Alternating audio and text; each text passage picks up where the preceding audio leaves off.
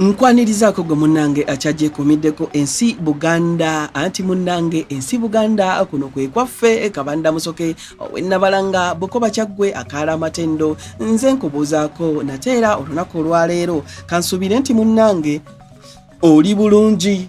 Tukyali mu katabo kaffe omulembe gwa Muteesa ow'okubiri era nga olunaku olwaleero ntuuse ku mutwe ogugamba nti amasaza agaabula. Omukulu w'amatwale bwe yalaba ng'empaka ziyitiridde wakati wa Buganda ne Bunyoro kyeyava alondawo akakiiko akaakulirwa Lord Molson ke baayita The Molson Commission kamuwe amagezi nga tannasalawo kya nkomerero ku nsonga eno eyali enkulu bw'etyo. Mu lipoota yaako eyafuluma ku ntandikwa ya May 1962 akakiiko ka Lord Molson kawa amagezi nga kasinga kutunula ku biribaawo mu maaso. Mu masaza agaali gakayanirwa Abaganda be baali basingamu obungi kyokka mu Buyaga ne Bugangazi Abanyoro nga be basingayo obungi. Emiwendo gyali bwe giti: Buyaga mwalimu Abaganda 23,000 so nga ate Abanyoro baalimu 3,300.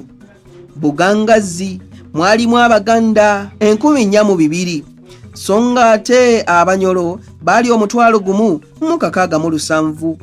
Buweekula mwalimu Abaganda 2,107 so nga ate Abanyoro mwalimu 4,800. Bugerere, Buluuli n'ebitundu bya Bulemeezi ne Ssingo mwalimu Abaganda 7,556 so nga ate Abanyoro mulimu 3,500 bokka.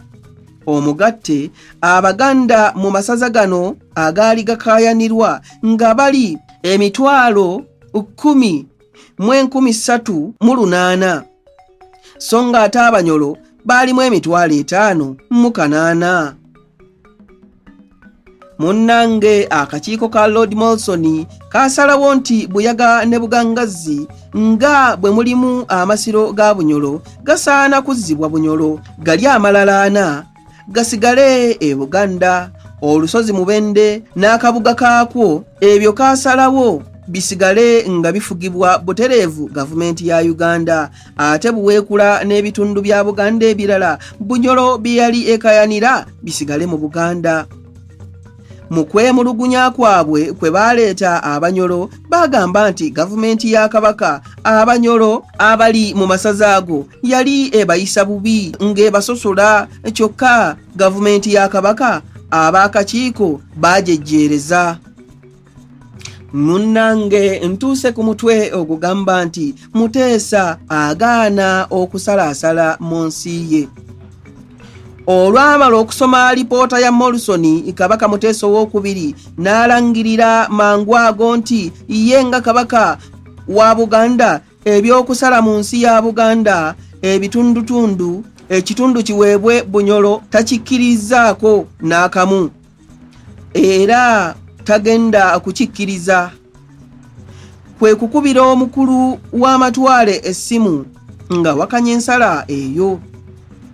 Mu kiseera kye kimu olukiiko lwa Buganda nalwo lwawulugumya eri omukulu w'amatwale Mr. Modeling nga luwakanya ebyali mu alipoota ne lutegeeza nti akakiiko kava ku nsonga ezakaleeta ne kalandukira ku nsonga endala ez'okukyusa ensalo za Buganda. Olukiiko lw'e Buganda nga luteesa kwa lipoota ya Lord Molson lwategeezebwa nti omukulu w'amatwale bwe yayogera ne Ssaabasajja Kabaka Muteesa II mu Oktoba 1961 ku by'okussaawo akakiiko ka Lord Molson, Kabaka yategeezebwa nti bagenda kubuuliriza ku kwemulugunya Abanyoro abaali mu masaza ago kwe beemulugunyanga nti baali bayisibwa bubi gavumenti ya Kabaka era nti singa Kabaka ebyokukyusa ensalo yali abitegeereddewo teyandikkiriza kakiiko ako kassibwewo. Olukiiko baalumunyonnyola nti waaliwo ebbaluwa eyava ewa Prime Minister wa Bungereza neeweerezebwa Lord Morrison oluvannyuma ng'emugamba eby'amasaza nabyo abitunulemu era abibuulirizeemu, naye ng'ebyo eby'ebbaluwa eno Kabaka tebaabimutegeezaako. Ngadda mu ssimu ya Kabaka n'ey'olukiiko olukulu, omukulu w'amatwale Mr. Modling yagamba nti ebintu byonna Kabaka yabimutegeerezaawo lwe baayogeraganya, era n'alagira gavana wa Uganda Mr. Coates asaba olukiiko luteeseganye mangu n'ababaka ba Bunyolo ku by'amasaza. Okuteeseganya nga kulemaganye, olukiiko lw'e Buganda lwaleetawo amagezi amalala agayinza okumalawo omutawaana gw'amasaza, ate ng'ekyo nakyo kiremeddwa.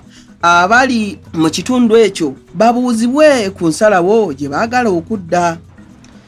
Mu kiseera ekyo omukama w'e Bunyolo Sir Tito Winyi owookuna yali mu London ne Dr. Majugo omuwi w'amagezi we.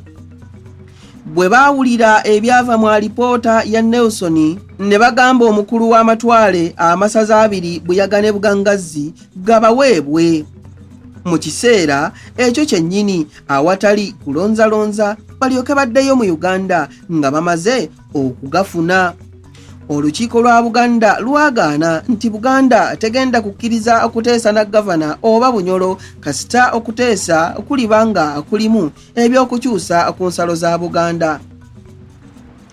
Gavumenti ya Bungereza yalaba biri bityo ensonga eno ey'amasaza kwe kugijuliza olukiiko utabamiruka olwakomererayo oluyitibwa Independence Conference olwali lujja okubeerawo mu Juni wa 1962 nga lwe luligisala.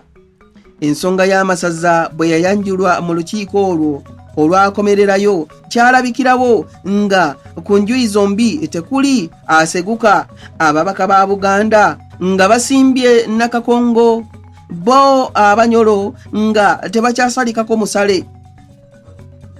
Omukulu w'amatwale bwe yalaba ng'empaka ziremaganye nga n'okuteesa kwagala kusasika kwe kuteesa n'asalawo bw'ati. Amasaza agabiri Buyaga ne Bugangazzi agalabika nga Abanyolo be basingamu obungi gajja kugira nga gakyabalibwa mu Bwakabaka bw'e Bunyolo, naye nga gafugibwa butereevu gavumenti eya wakati Uganda gavumenti okumala emyaka 2 okuva Uganda lw'erifuna okwefuga. Emyaka egy'ebiri bwe giriggwako waliteekebwawo okukuba obululu obw'ekikungo buyite referendamu. Olwo abali mu masaza ago ne balyoka beesalirawo gye bali babaagala okufugirwa mu Buganda oba mu Bunyolo, oba kusigala nga bafugibwa gavumenti ya wakati nga disitulikiti eyeetongodde.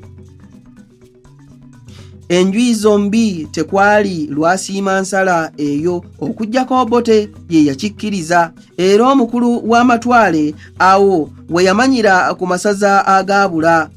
Abange ebyo nno kanjira mbikomyawo, tuddingana ate mu kitundu ekirala nga munnange nkuwa ebirala.